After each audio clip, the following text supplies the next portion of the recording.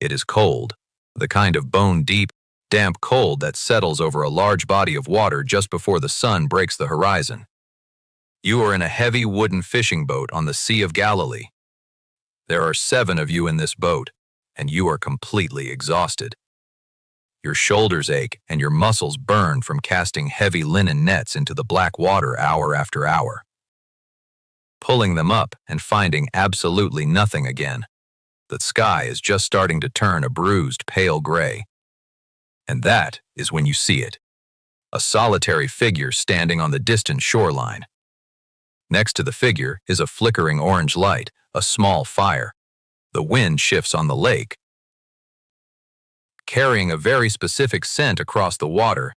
It is the stinging, sharp smell of a charcoal fire. Hold that thought, because for one man in this boat, that specific smell, the smoke of burning charcoal stinging his eyes in the pre-dawn dark, is tied to the most traumatic, shameful memory of his entire life. We will come back to that fire, but not yet. For now, listen to the voice calling out across the water. The figure shouts, "Friends, haven't you any fish?" You shake your head. You yell back a tired no. The stranger tells you to throw the net on the right side of the boat. You do it. And suddenly, the net is so violently heavy, so full of thrashing fish, that the wood of the boat groans. John, the disciple sitting near the bow, peers through the morning mist. His eyes widen. He grabs the shoulder of Simon Peter and whispers a sentence that shifts the gravity of the world. "John, it is the Lord." Peter does not hesitate. He does not think. He grabs his outer garment, ties it around his waist, throws himself over the side of the boat, and plunges into the freezing water. He cannot wait for the boat to reach the shore. He has to get to him. When you and the rest of the men finally drag the heavy boat onto the sand, you see something staggering. The resurrected King of the universe, the one who just 3 days ago shattered the gates of hell, the one who walked out of a sealed Roman tomb, is cooking breakfast. He has a fire of coals burning. Fresh fish is cooking on the heat. There is warm bread. Jesus looks up at the men who abandoned him, the very men who ran for their lives into the dark when the guards came for him in the garden. And he simply smiles and says, "Jesus, come and have breakfast." This is not a story about a ghost. This is not a story about untouchable glory. This is not a story about a distant king demanding an earthly throne.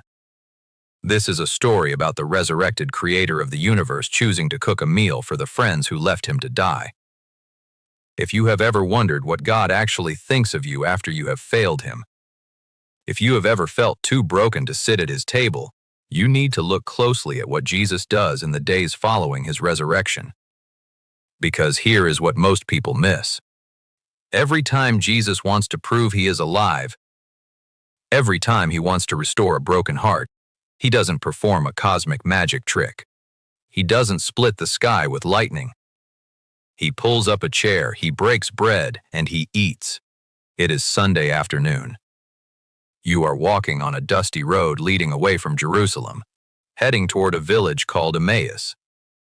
You are walking alongside a man named Cleopas, and you are walking away because you think the story is completely, hopelessly over. Every dream you had died on Friday afternoon. You saw the nails. You saw the spear. You saw the Romans do what the Romans always do: crush anyone who challenges their power. The sky went dark, the earth shook, and the man you believed was the savior of the world was sealed behind a massive stone. As you walk, the grief in your chest is suffocating. A stranger catches up to you on the road. He falls into step beside you and asks what you are discussing. You stop walking. Your face is downcast. The grief is so heavy you can barely form the words. You tell this stranger about Jesus of Nazareth, and then you speak the most agonizing phrase in the entire New Testament: "We had hoped." Past tense. It is done. The stranger begins to speak. He walks with you for miles, opening up the ancient scriptures, explaining how the Messiah had to suffer these things to enter his glory. Your heart burns as you listen. But here is what most people miss. The sermon on the road did not open their eyes. You reach the village. The sun is setting, painting the sky in deep bruises of purple and orange. You invite the stranger to stay with you because it is getting dark. He agrees. You go inside and you sit down at a simple wooden table for a meal. The stranger takes the bread. He blesses it. He breaks it. Watch his hands. Watch the specific, physical motion of the tearing of the bread. It is the exact same motion from Thursday night in the upper room.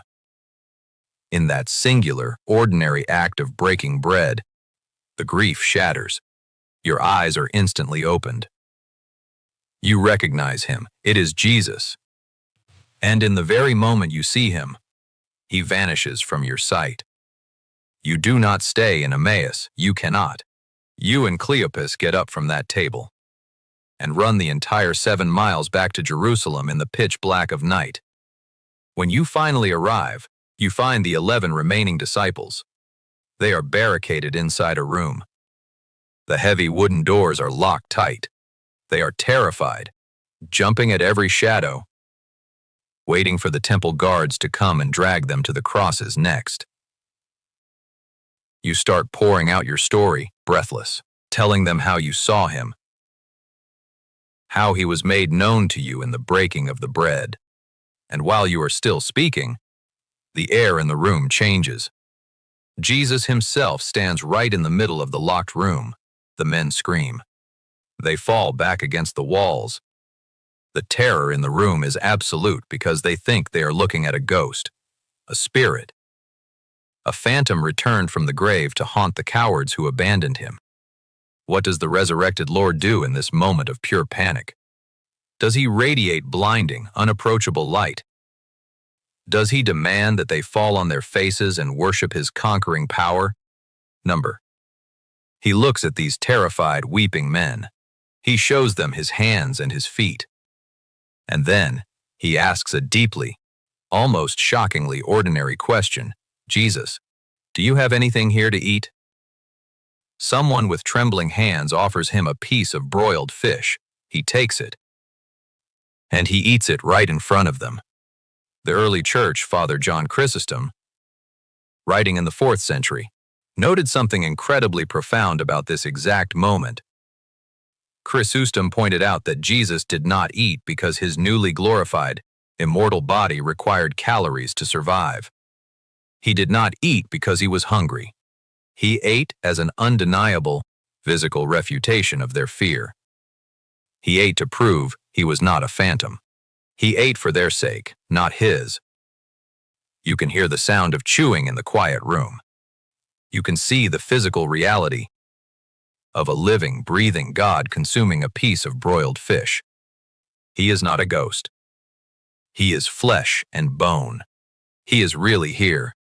The unbearable tension in that locked room finally breaks. The terror melts into raw, weeping relief.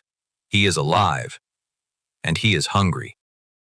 Take a moment to notice the pattern forming here. Every single time the resurrected Jesus wants to prove that he is alive, every time he wants to break through human terror and crushing grief, he does not perform a cosmic magic trick. He does not split the sky with lightning. He does not summon legions of angels to march through the streets of Jerusalem to prove his victory. He pulls up a chair, he breaks bread, and he eats.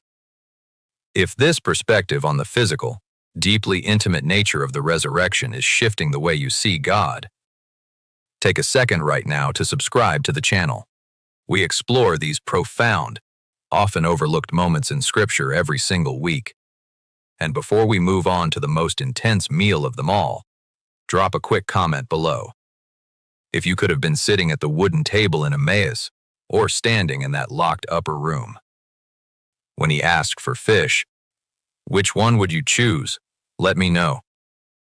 Because what happens next is even more remarkable. Imagine the psychological state of the disciples. In the days following the resurrection, the initial shock of the empty tomb has passed. They know he is alive.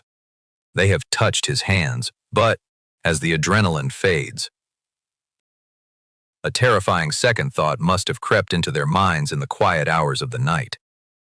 If the true King of the universe has returned from the dead, and he remembers exactly what we did on Thursday night, what is he going to do to us? Think about it. You fell asleep when he asked you to pray. You ran away when the soldiers tied his hands.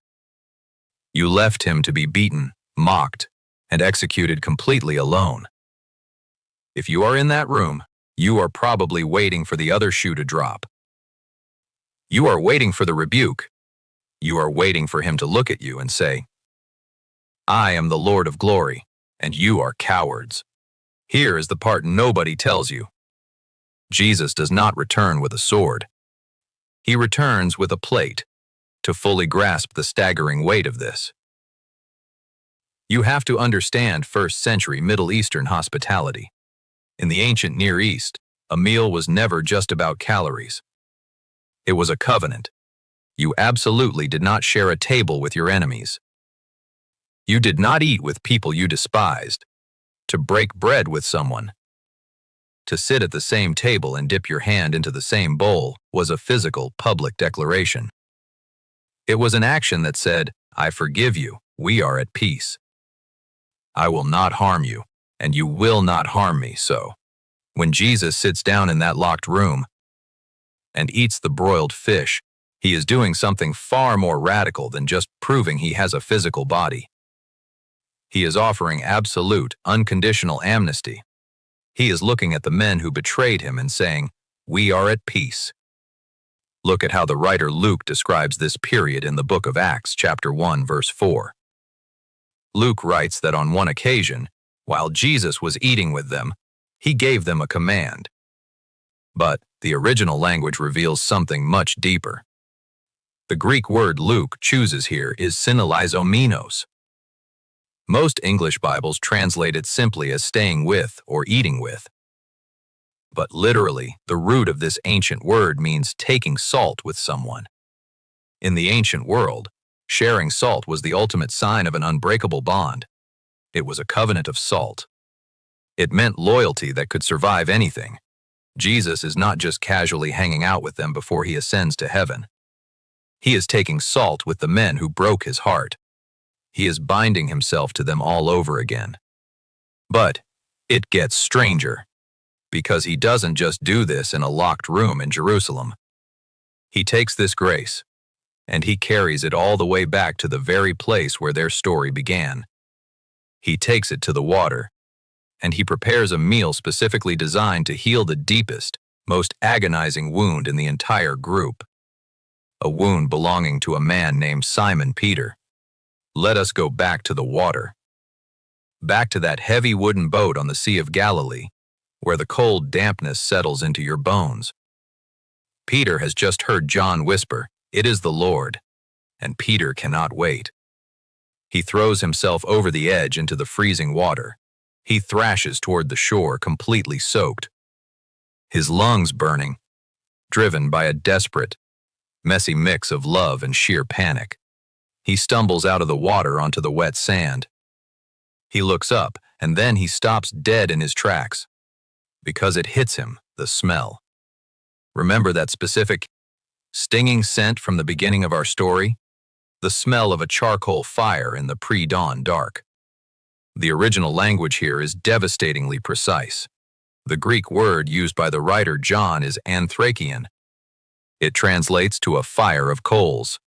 In the entire New Testament, across tens of thousands of words, this specific term for a charcoal fire is only used twice. The first time is in the 18th chapter of John. It is the charcoal fire in the courtyard of the high priest. It is the fire where Peter stood warming his hands in the dark while Jesus was being mocked and beaten just a few yards away. It is the exact fire where Peter looked a servant girl in the eye and cursed, swearing he never knew the man. The second time the word is used is right here on the beach. Jesus has perfectly, intentionally recreated the exact sensory environment of Peter's greatest failure. The same smell of burning coals, the same smoke stinging his eyes, the same cold, heavy air of the early morning. If you have ever had to sit across a dinner table from someone you have deeply betrayed, you know the absolute, stomach-dropping agony of this moment. You know the deafening silence. The awkward, heavy quiet where you can hear the clinking of silverware. The sheer terror of waiting to see who will speak first and what they will say. You sit there waiting for the accusation. You sit there waiting for the anger. You brace yourself for the punishment you know you deserve. Peter is standing by that fire, shivering in his wet clothes, carrying the crushing weight of 3 denials. He is waiting for the resurrected King of the universe, the conqueror of death, to finally banish him forever. Pay attention to this. Jesus does not yell. He does not demand a groveling apology. He does not point a finger and remind Peter of his cowardice. He simply reaches down, takes a warm piece of bread and a piece of broiled fish, and hands it to the man who broke his heart. He looks Peter in the eye and says, "Jesus, come and have breakfast." It is total, unimaginable grace. Jesus is not just feeding Peter's body. He is actively rewiring Peter's trauma. He is taking the smell of Peter's worst shame, the charcoal smoke of denial, and forever transforming it into the scent of his restoration. He sets a table right in the middle of Peter's wreckage. So, what does this mean for you? First, it means the resurrection was profoundly physical. Jesus has a real body. He eats real food. The material world, the earth you walk on, matters deeply to God. He did not come to rescue you out of the physical world. He came to redeem it. Second, it means the table is God's chosen place of restoration. He desires intimate, ordinary fellowship with you. He is not looking for a flawless religious performance. He is looking for a relationship. And finally, the most important truth of all, if the King of Glory, fresh from defeating death and tearing the gates of hell off their hinges, had time to build a fire and grill fish for the friend who abandoned him, he has a place set at the table for you. No matter what you did on Thursday night, at Grace is cooking breakfast on Sunday morning. Which of these post-resurrection meals would you have wanted to be at the most? The table in Emmaus, the locked room, or the beach? Let me know in the comments below.